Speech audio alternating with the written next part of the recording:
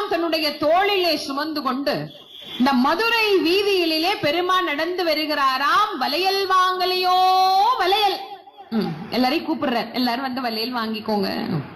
அப்படி சுவாமி வர்றது எப்படி இருக்குதாமா, ஆன்மாக்களை எல்லாம் பிறவி என்கின்ற கயற்றில் அடுக்கு அடுக்கு அடுக்கு அடுக்காக கற்றிக்கொண்டு அந்த அடுக்க பிறவிகளை எல்லாம் தன் தோள் மீது சுமந்து கொண்டு பிறவி போதுமா இன்னும் மானமான கூவிக்கிட்டே வந்த மாதிரி இருந்துதான் சுவாமி வளையல் விற்றது.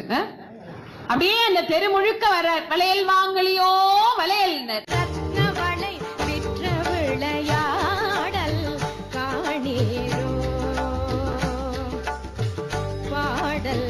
மதுரையில் ராஜசௌ